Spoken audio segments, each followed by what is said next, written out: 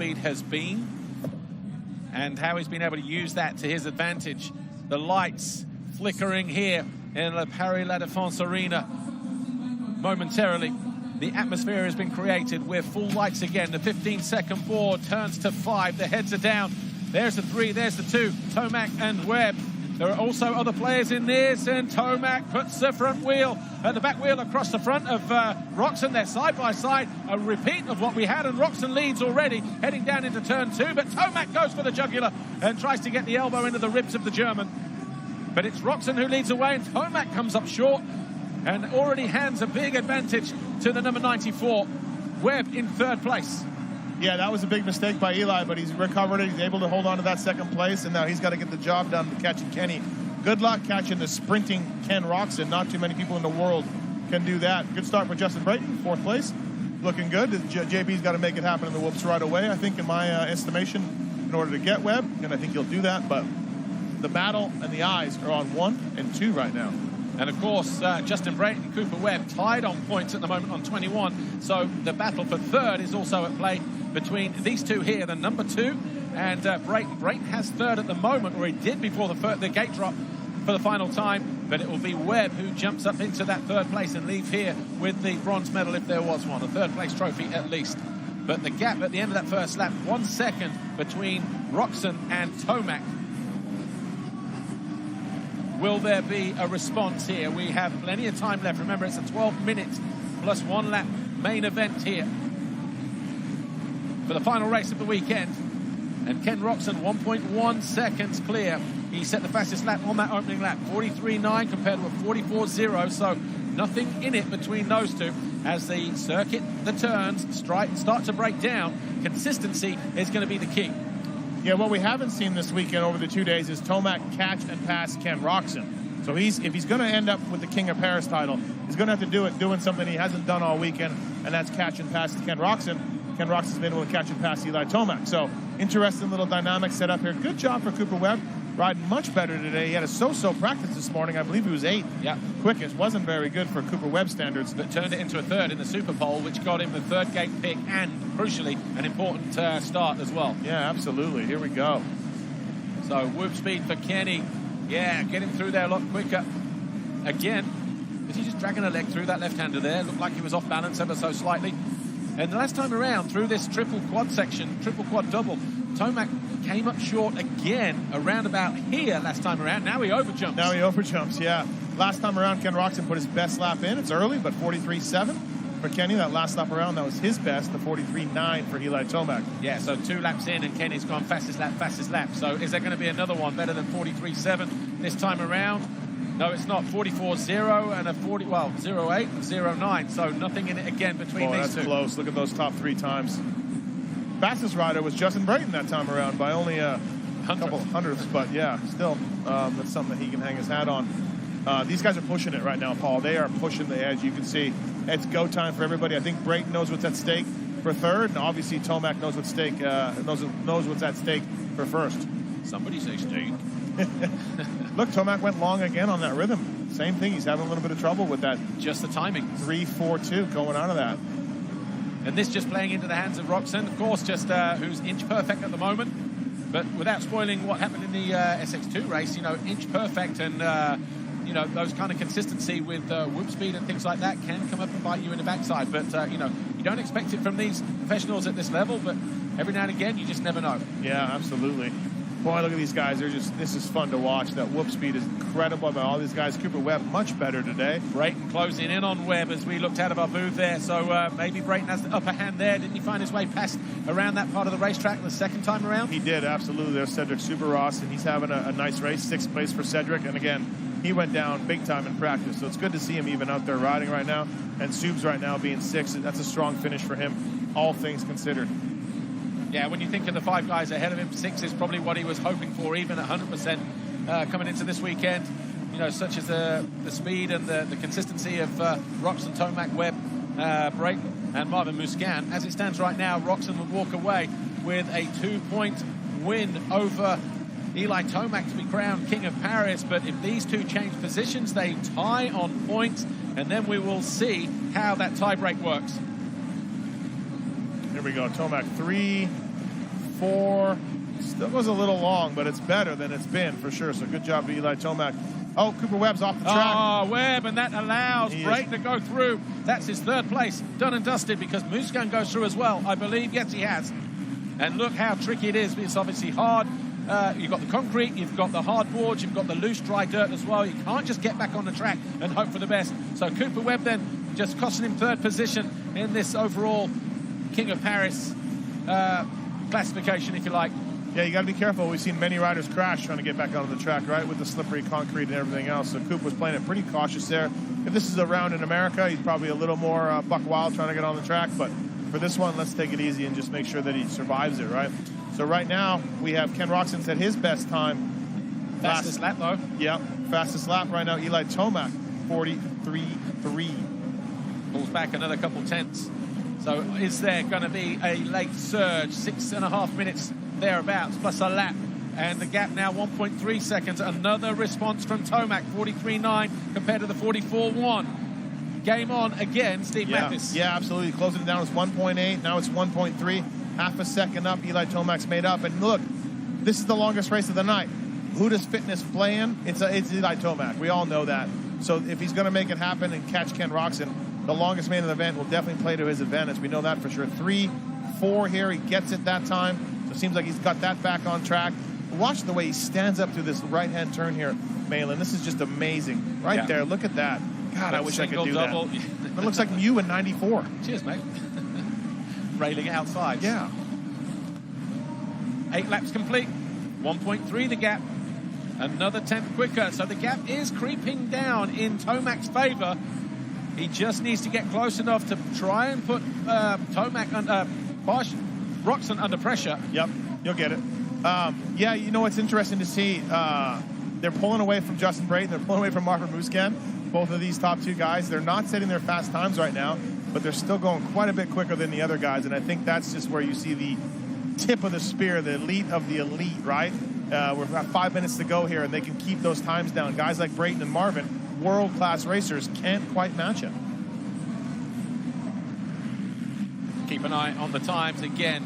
44.0 and a 44.1. Advantage Roczen. Yeah, that's the first time, I think, in 3 laps that Kenny's gone a little quicker, right? From a psychological point of view, from Kenny, you know, coming here and riding the way that he has, you know, ahead of what would be the start of the Anaheim, the American Supercross season in Anaheim in January, does the world of, you know, the confidence does the world of good, doesn't it, you know, and all the rest of it. But you can also look at it and go, it's only Paris. Yeah, there's both ways of looking at it. If you get beat, you go, it's only Paris. If you win, it's amazing and it helps you. But look, let's not kid ourselves. Ken Roczen's got to figure out what he's riding next year. We don't even know. Could he end up with the Honda Genuine Parts? Maybe. Could he end up on a Suzuki? Maybe. This is not a 1.4 second gap anymore. It's less than a second for the first time this race. 9 tenths in it between Roczen and Tomac. So a massive response from the American on the Yamaha. Boy, oh boy, he can smell that exhaust coming out from Ken right now. That's impressive lap by Eli for sure. It's under a second. It was 1.8 at one point, and now we got 3 minutes and 45 seconds to go, and the gap is under a second. This is what we came for. This is what the fans want all day long. He's obviously figured out where his weak point was in the first half of the race. He's obviously gone to work to try and minimize whatever that weakness was, if there was one. Maybe the track is just coming towards him. Maybe Roczen is fading in, and Tomac's fitness is starting to come into play here. Either way, we are in for a fantastic 3.5 minutes plus 1 lap here. The gap is still hovering around about a second. Good physical game this, a good mental game from Kenny Roczen, not allowing Tomac to upset his rhythm, his concentration. He's just doing everything right, all of his markers. And this is why we're still seeing that gap of about a second between the Honda and the Yamaha. Yeah, Kenny pulled it back out a little bit that lap. Paul, think how many times Eli Tomac and Ken Roczen have raced each other. Whether it goes back to MX2 in America, whether it goes back to Supercross on the big bikes, these two are literally just the rivalry they have between each other is phenomenal. 10 years on even. Yeah, it's incredible what the races these guys have had. There's no real secrets between them, right? You kind of know how each other rides. They're not dirty, either one of these guys, and they know the strengths and weaknesses of them, and we're seeing them here in Paris in 2022. Another good response from Kenny. Another couple tenths pull back. Did he just lose it, though, on the exit of that turn? Because it's now out to 1.3, and Tomac has got closer as a result of that little mistake, and Kenny commits full chat. to the whoop section. Traffic ahead of them, though, and they are doing their best to stay out of the way. Tomac had a little bit worse of a run in the whoops than he's had that time around, and so it kind of negates Kenny's rear end kicking out there a little bit. So I think that we'll see close to the same gap when they come around this time. But, Paul, you nailed it. Traffic is coming. We're seeing some good guys in their own battles. Guys like Desprez, guys like Bourdon that are having their own races, and they got to get out of the way here shortly. Yeah, out of the final turn then. Another lap clicked off, lap 13. And Roxon continues to lead, this time by 1.2 seconds. Traffic on the rise, and again, they do their best to move out. Another slip up on the rear wheel for Roxon as he gets on the gas out of that first turn. We got 1:40 to go. The gap is 1.2. And this is for all the marbles. This is for the King of Paris. So it's a pretty cool race going on. Really, really cool to see these two guys push each other. So triple, quad, double, more traffic looming large ahead of Ken Roxon. Here's Marvin Musquin. He is in 4th place, about 3 seconds down on Justin Brayton. Brayton on the verge of taking 3rd overall, which after 7th in the second race yesterday, which effectively kind of ended his chances of taking the King of Paris title. 3rd is as good as it's going to get for him, and like I said earlier on in the broadcast, he will take that with both hands. It was like, well, I need that at least. Yeah, as my buddy Jason Wygant says, he's 38 years old. He's just lucky to be here. And so getting 3rd overall, King of Paris, beating Marvin Musquin and Cooper Webb is nothing to slide at. He'll be happy about that. But I watched these two guys up front pushing each other, and that's a pretty cool thing. 1.2 gap, 39 seconds to go. So we're going to have 2 laps left in this race. And Kenny, hey, he answered it, right? Absolutely. He had the gap went from 1.8 to less than 1, and Roxon picked it up. Full props to him. Looking at making it 3 wins today. Yeah, and it's got to feel good, too. The last time these guys raced together was UK in Cardiff. You were there. And I didn't go. I watched it. Oh, I thought you were there. Yeah. Feels like you're always around me. Thanks. At all times. And, you know, Tomac was the better man there and beat Ken Roxon. So it's got to feel good for Kenny if he can hold on to this. And he's 1.4, you know, going into this penultimate lap. So a lap and a half to go. He looks like he's done just enough now to keep Tomac at bay. And dare I say, can he enjoy this final lap that's about to unfold? I hope so. You know what I mean? He keeps things pretty close to his vest when he talks to the media, but I hope he enjoys this. And I hope for a guy that, you know, needs to make a statement for 2023 Supercross, this helps him a little bit. Last lap, folks. White flag is out. 1.8 seconds. Yeah, it's almost over here, right? Bar the singing. Justin Brayton, fantastic Paris performance for him as well. He's going to be 3rd in the race, 3rd overall on the night, quite possibly. We'll soon find out, but he's also going to be 3rd in the King of Paris classification. But Eli Tomac, despite trying to rough up Kenny through the first couple of corners in the last 2 races, Kenny was able to respond and just definitely brought his A game. Yep. 2 corners to go. Your performance of the weekend so far has to be Kenny. Absolutely. First time for Ken Roxon in Paris. I know that everyone has been trying to get him here forever.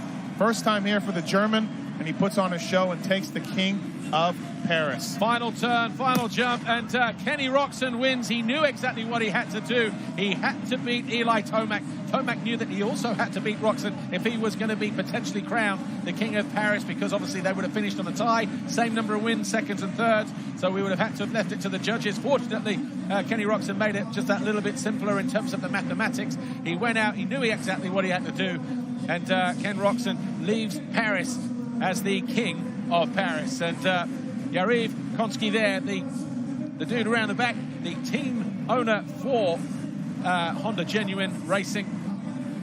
And Brayton will make it a 1-3 for the team as well. So well worth the trip, and congratulations, guys. And they have been focused all weekend long. We try to get Justin up here during the broadcast in the intermission sections, of course, but at the same time, you know, results and just maybe a little bit of pressure here and tensions, and it was understandable as to why he maybe didn't want to just come up in the end, but you know what, he's made it pay here. And Eli Tomac can only watch as Roxon just goes on a lap of honor. Fans have loved him being here this weekend, Steve Mathis. Yeah, they really have. He's been, like I said, first time here. The fans have been totally digging it. They're right into it. Good job for Kenny Roxon. When the pressure was on, when he needed to get it done, he got it done. 3 wins today on Sunday, and thwarting Eli Tomac's great night last night. And Justin Brayton 5-3-3 on the day for 11 points and 3rd overall. And third in the King of Paris as well, Marvin Musquin, Cooper Webb, Cedric Supercross, Greg Aranda, Thomas Ramet, Anthony Bourdon, and Julian Rosset. Yeah, and obviously Marvin Musquin tying on points with Brayton tonight, so won't make the podium and will not leave here as a 4-time King of Paris. Yeah, tough break for Marvin. Never looked to be super on his A game, right? Would you agree? Yeah, I mean, obviously we know Marvin, a 3-time winner here. You know, the darling of the French crowd, would have loved to have, put in a better performance. But like I say, we don't know the full story. Like I say, riders hold cards close to their chest, don't give you the full everything that you want to hear, just what they think you should hear. But anyway, Kenny Roxon, big hook there from Mrs. KR. Yep. Manager or team buddy, I think that is, isn't it? Not his manager. That's the Euro Fox guy, I think. Was it Ramsbacher? I don't know. Euro Fox guy. Ken Roxon didn't look like Ramsbacher earlier on, but there you go. Maybe somebody else. But anyway, Ken Roxon picks up 3 Ox Moto Whole Shot Awards today. So obviously an extra €500 in the Sky